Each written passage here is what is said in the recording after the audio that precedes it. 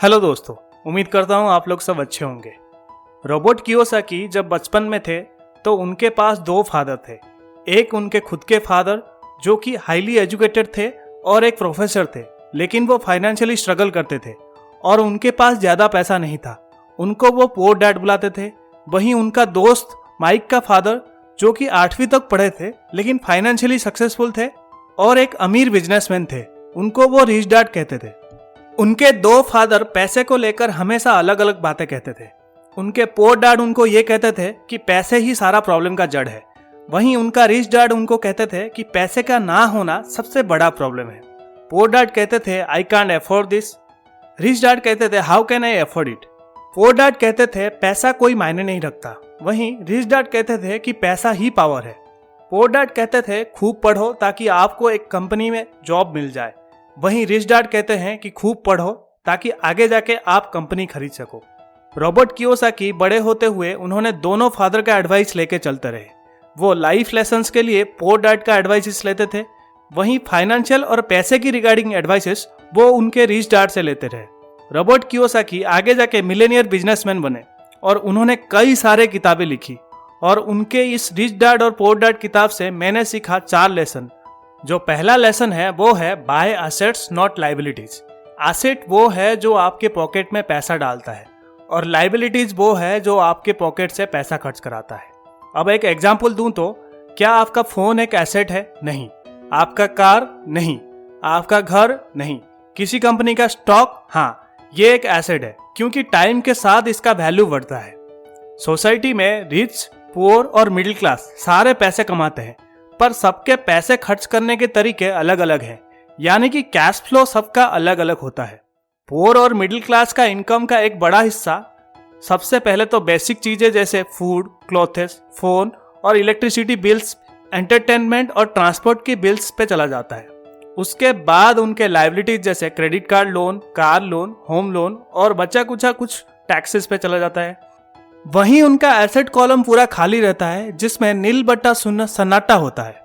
वहीं रिच लोगों का कैश फ्लो कुछ अलग होता है। उनके इनकम का एक बड़ा हिस्सा एसेट क्रिएशन पे जाता है जिससे वो real estate, properties, stocks, bonds और रॉयल्टीज जैसे म्यूजिक या बुक्स खरीदते हैं, जिससे उनको फ्यूचर में मल्टीपल सोर्सेस से इनकम जैसे रेंटल इनकम, डिविडेंड के थ्रू पैसा मिलता रहता है। उसके बाद कुछ पैसा उनके लायबिलिटीज जैसे मॉर्गेजेस और टैक्स में चला जाता है। एक इंसान का कैश फ्लो डिसाइड करता है कि वो आगे जाके अमीर बनेगा या फिर गरीब। इसीलिए अमीर लोग और अमीर बन जाते हैं और मिडिल क्लास और पुअर लोग और गरीब रह जाते हैं, क्योंकि अमीर लोग लायबिलिटीज बाद में खरीदते हैं और मिडिल क्लास लोग सबसे पहले लायबिलिटीज खरीदते हैं। इसीलिए लोगों को हाई सैलरी मिलने के बावजूद वो अमीर नहीं बन पाते, क्योंकि उनकी एक्सपेंसेस भी बढ़ता रहता है और उनके पास एसेट से ज़्यादा लायबिलिटीज होता है। अगर यहाँ तक आपको वीडियो अच्छा लगा तो इसे लाइक करें और चैनल पर नए हैं तो सब्सक्राइब करें, जिससे मुझे इंस्पिरेशन मिलता रहेगा। तो lesson number 2, mind your own business. आप हर दिन सुबह उठते हो, रेडी होते हो और ऑफिस चले जाते हो। वहाँ काम करने के बाद घर वापस आके डिनर करते हो या फिर टीवी देख के सो जाते हो और कभी भी पैसे के बारे में सोचते नहीं हो। और ज़्यादा से ज़्यादा आपको ये फर्क पड़ता है कि आपकी सैलरी इस साल कितना बढ़ेगा या फिर नहीं, और ऐसे ही पूरा जिंदगी गुजार देते हो। क्या आपको पता है मैकडोनल्ड्स जो कि बर्गर का बिजनेस करता है, उनका असली बिजनेस बर्गर नहीं बल्कि रियल एस्टेट है। दरअसल मैकडोनल्ड्स ऐसे जगह पे स्टोर खोलते हैं जो कि एक प्राइम बिजनेसमैन पॉइंट हो, क्योंकि उनको पता है बिजनेस की सक्सेस के लिए लोकेशन और लैंड बहुत इंपॉर्टेंट है और साल दर साल बिजनेस के साथ साथ उस जगह की कीमत भी बढ़ता रहता है। और ऐसे करते करते आज मैकडोनल्ड्स के पास वर्ल्ड में सबसे ज़्यादा प्रॉपर्टीज है। इसीलिए ऑथर कहते हैं अपने 9 to 5 जॉब के साथ साथ आप एसेट खरीदने पे ध्यान दें, तभी आप लाइफ में अमीर बन सकते हैं। एसेट्स यानी कि ऐसे बिजनेस जहां आपकी प्रेजेंस की जरूरत ना पड़े, जैसे कि stocks, bonds, real estate, royalties from music and scripts और कोई भी चीज जिससे आपको पैसा मिलता रहे। जो तीसरा लेसन है वो है work to learn, don't work for money. Author Robert Kiyosaki जब बचपन में थे तो उनके रिच डैड ने उनको ये एडवाइस दिया था कि जिंदगी में एक ही प्रोफेशन में काम करते हुए ना रह जाए, बल्कि उनको हर प्रोफेशन के बारे में थोड़ा थोड़ा नॉलेज होना जरूरी है। इसीलिए ऑथर ने अपने लाइफ टाइम में पहले स्टैंडर्ड ऑयल ऑफ कैलिफोर्निया, जो कि एक ऑयल की एक रिफाइन कंपनी थी, उसमें काम किया, जहां पे वो 7 महीना काम करते थे और बाकी 5 महीना छुट्टी में अलग अलग स्किल्स सीखते थे। वहां से रिजाइन करने के बाद उन्होंने मरीन कॉर्प्स में ज्वाइन किया, जहां उन्होंने फ्लाइंग करना सीखने के साथ साथ ट्रूप्स का लीडर बनकर लीडरशिप स्किल्स सीखा। वहां से रिजाइन करने के बाद उन्होंने जेरेक्स कंपनी में एज ए सेल्समैन का जॉब किया। रॉबर्ट कियोसाकी एक साई किस्म के इंसान थे, इसीलिए कंपनी का सेल्स प्रोग्राम को सीख के खुद के रिजेक्शन का डर को भगाना चाहते थे और ऐसा करते करते आगे जाके वो कंपनी के टॉप सेल्समैन बने। जिंदगी में उनको आगे जाके बिजनेसमैन बनना था, इसीलिए उन्होंने अपने जॉब करियर के अंदर अकाउंटिंग, सेल्समैन से लेकर डिलीवरी बॉय तक का सारा काम किया, जिसके वजह से उनको हर स्किल से थोड़ा थोड़ा नॉलेज आता था। अगर आपको भी किसी भी बिजनेस में सक्सेसफुल होना है तो आपको 3 स्किल्स तो आना चाहिए। जो पहला है वो है कैश फ्लो मैनेजमेंट, यानी कि पैसे की लेन देन की समझ आपको आना चाहिए। मैनेजमेंट ऑफ सिस्टम्स, यानी कि बिजनेस में कई सारे डिपार्टमेंट होते हैं, अकाउंटिंग से लेके स्ट्रेटेजी बिल्डिंग तक, ये सब सिस्टम आपको मैनेज करना आना चाहिए। जो तीसरा है वो है मैनेजमेंट ऑफ पीपुल, यानी कि लोगों को हैंडल करने की एबिलिटी आपको आना चाहिए।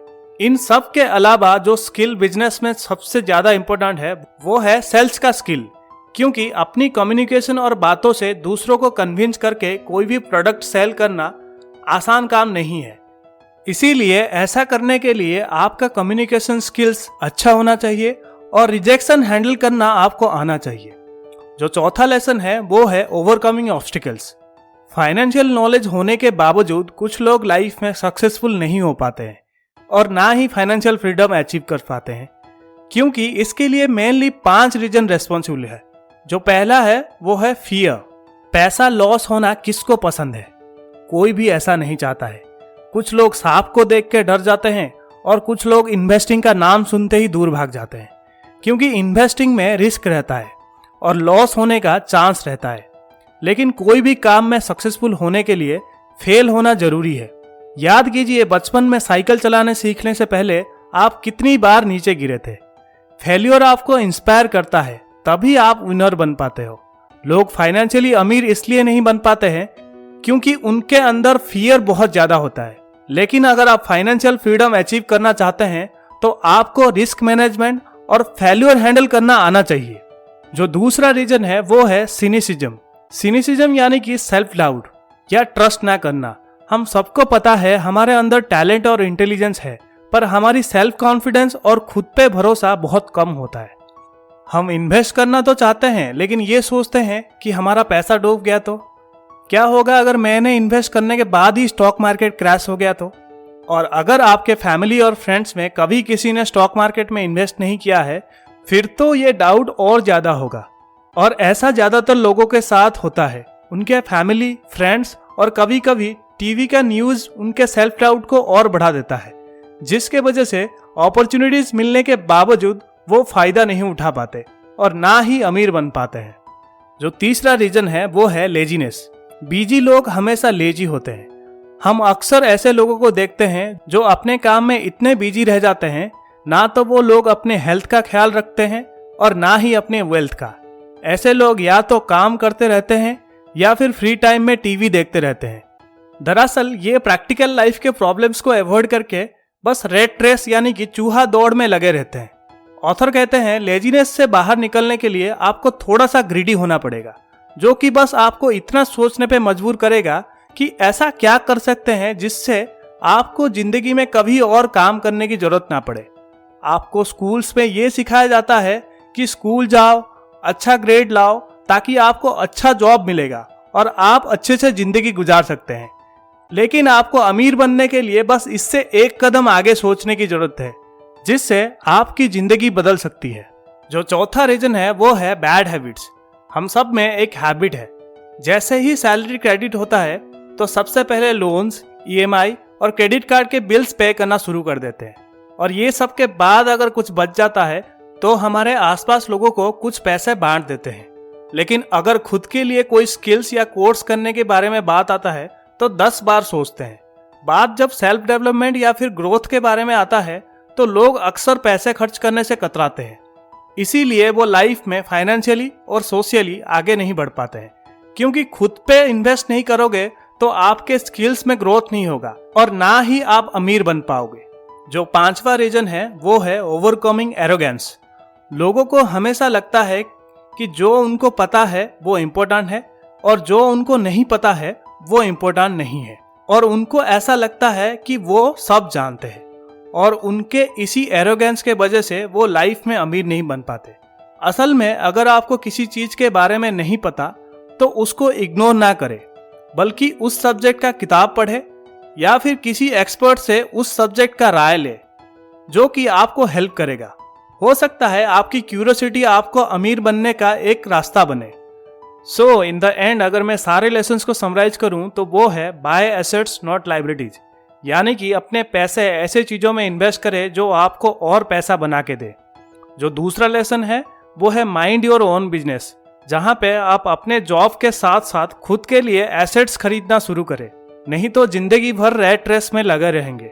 जो तीसरा लेसन है वो है वर्क टू लर्न, यानी कि अपने जॉब कैरियर में बस एक स्किल्स में नहीं बल्कि कई सारे स्किल्स सीखें जो आगे जाके आपको अमीर बनने में मदद करेगा। जो चौथा लेसन है वो है ओवरकमिंग ऑब्स्टेकल्स। लोगों को फाइनेंशियल एजुकेशन मिलने के बाद भी वो कोई एक्शन लेने से कतराते हैं, क्योंकि उनके अंदर फियर और सेल्फ डाउट जैसे कई सारे रीजंस होते हैं जो उनको अमीर बनने नहीं देता। अगर वीडियो अच्छा लगा तो इसे लाइक करें, कमेंट करें और सब्सक्राइब तो पक्का करें।